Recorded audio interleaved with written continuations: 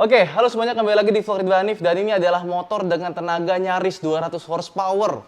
Iya, nyaris 200 horsepower. Ini tenaga 195 horsepower, torsinya 132 Nm, 1200 cc atau 1199. Ini Ducati Panigale S yang kemarin dipakai sama Luca Marini buat konvoi di Istana Negara ke Bundaran HI. Ya, ini dia motornya. Penasaran seperti apa? Dan ini sudah heavily modified ya.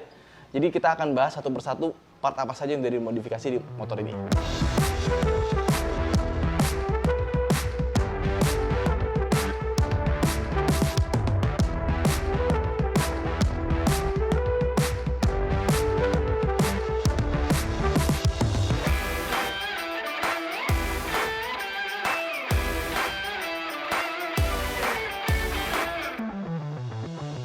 Jadi motor ini kemarin dipinjem sama tim Ducati, sama prinsipalnya, buat dipakai konvoi sama Luca Marini. Dan di sini ada tanda tangan dari si Pecco.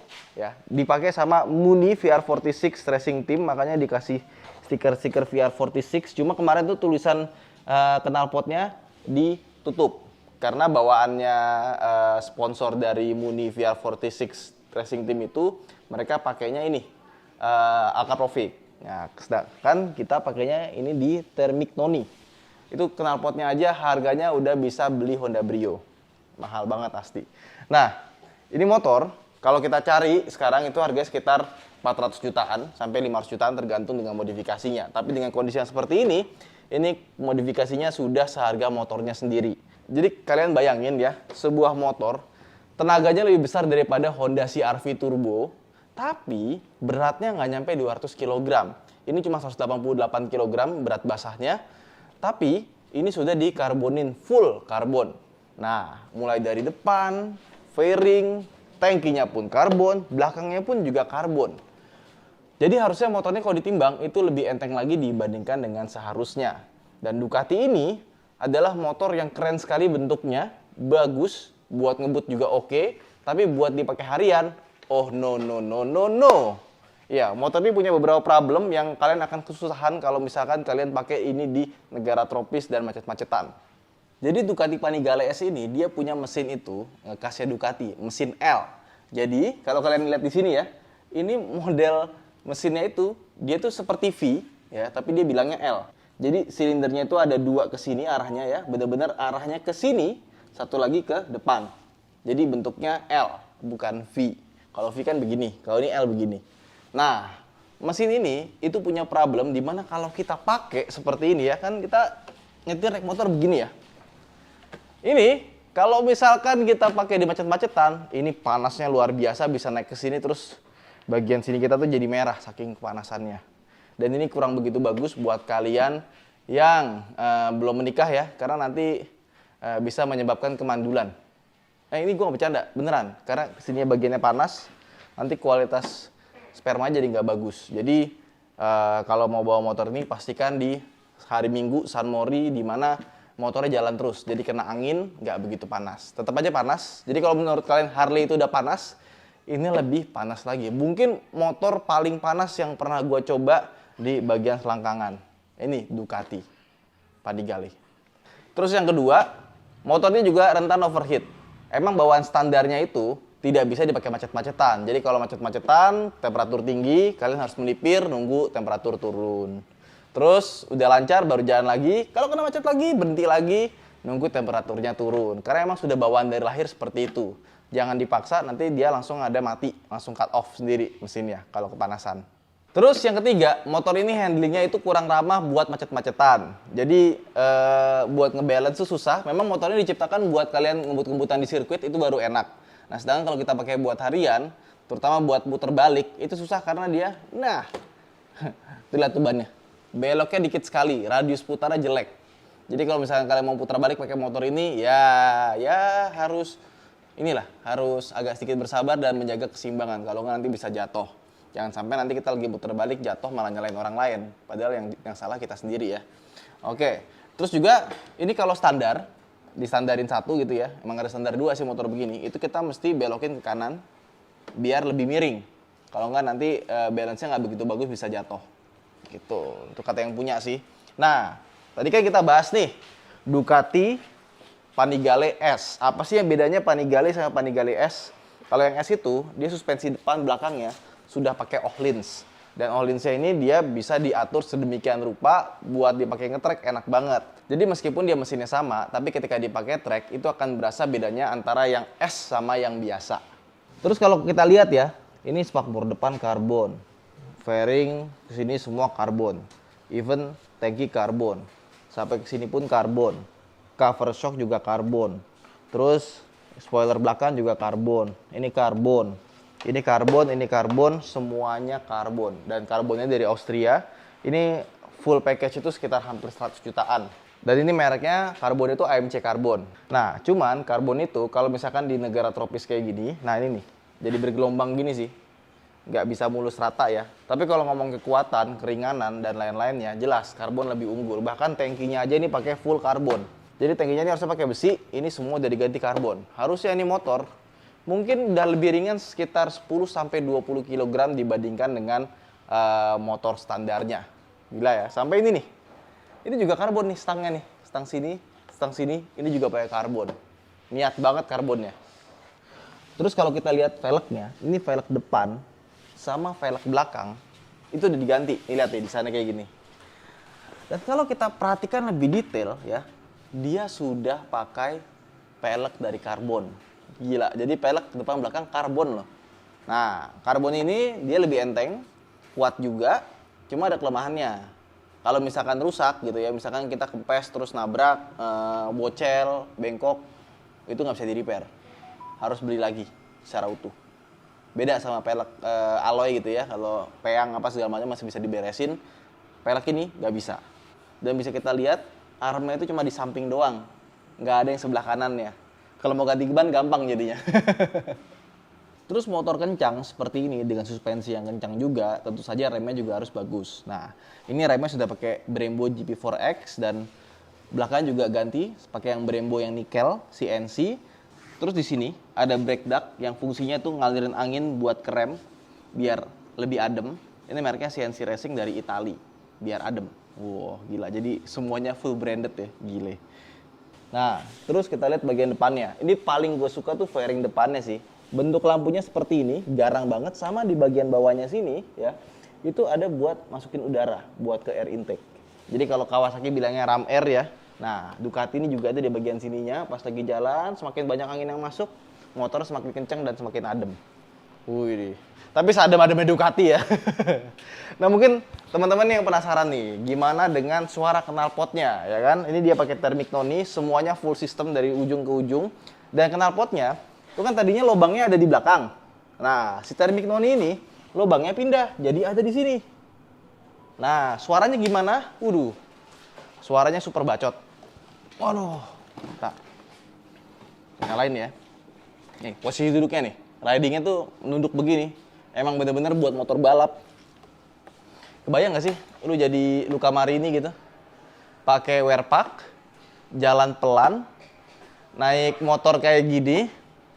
Aduh, ya Allah. Itu bikin telur rebus gua rasa. Nah, ini kita tinggal pencet ke bawah ya.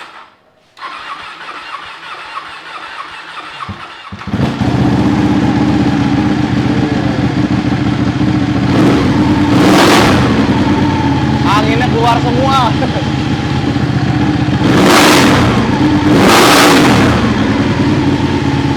Ngeri.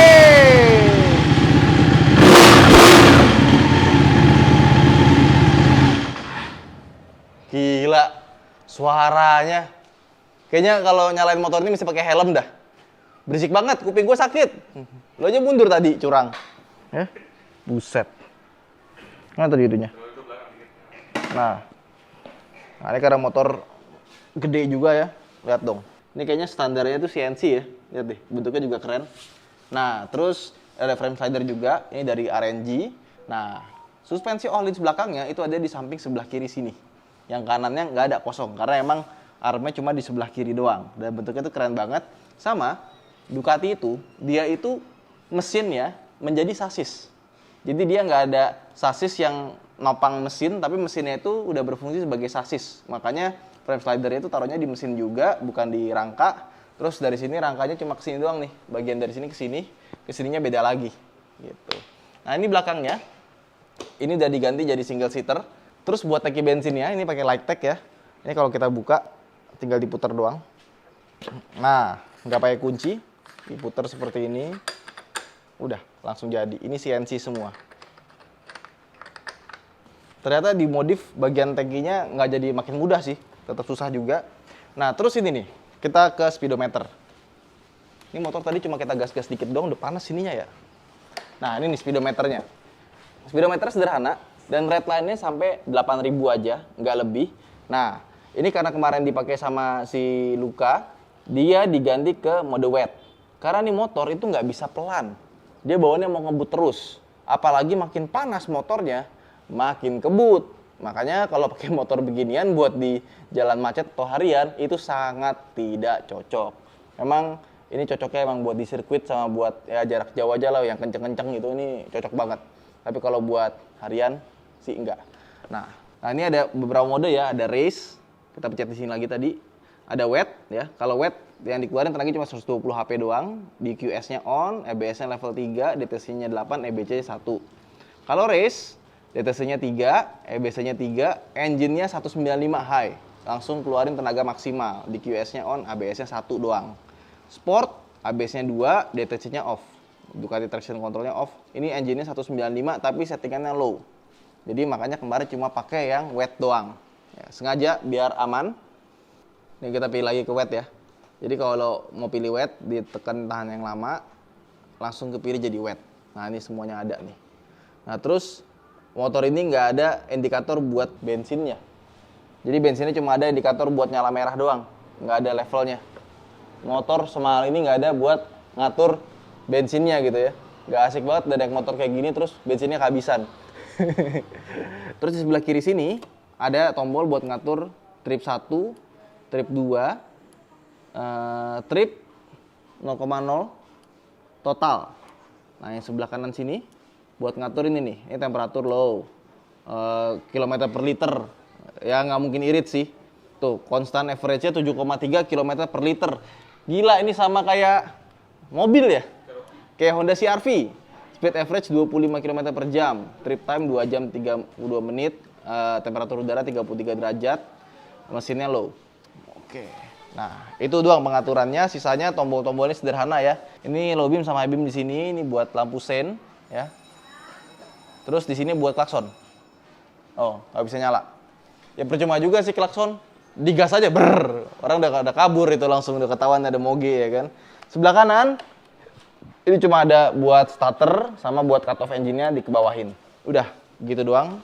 Sama kalau misalkan kita lihat di penampakan depannya ini ya. Ini tangki buat hidroliknya diganti pakai punya Rizoma.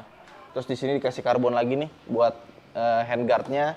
Sama untuk hand gripnya dia pakai Puig High Tech Parts. Oke, nah ini nih.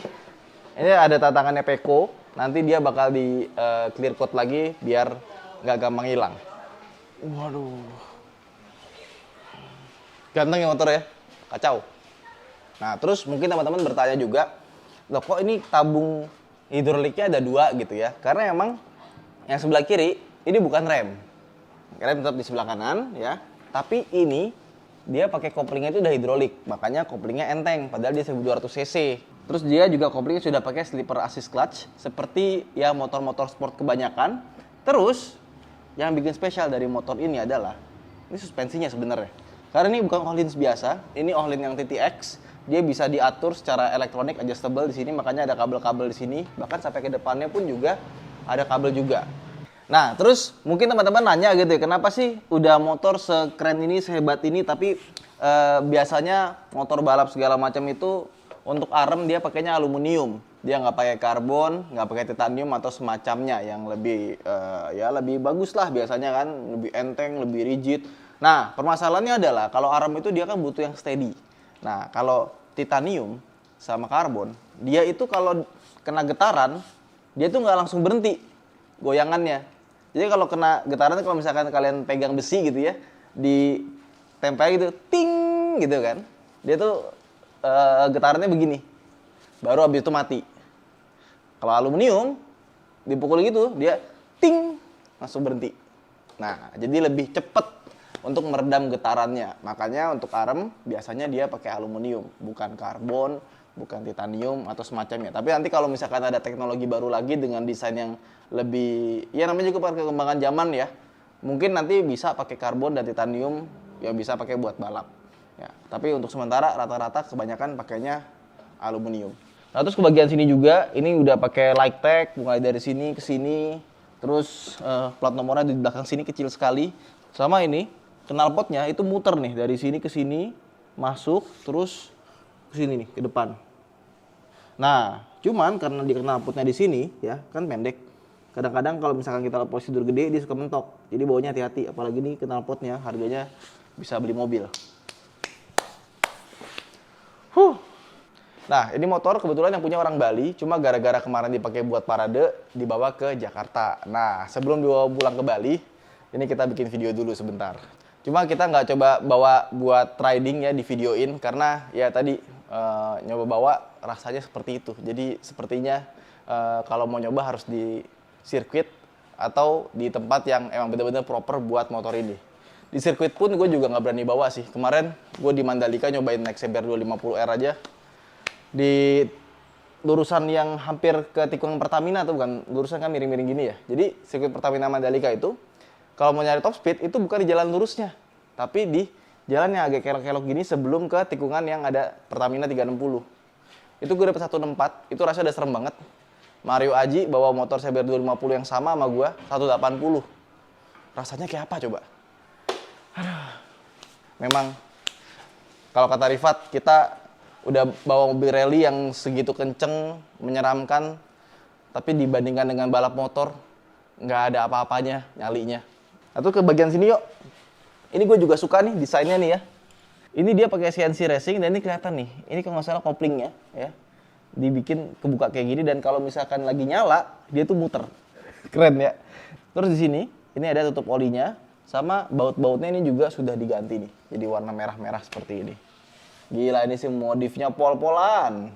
Ya udah, itu aja mungkin video kita tentang motor yang dipakai sama Luca Marini atau sama Peko kemarin waktu dipakai buat parade sama Pak Jokowi.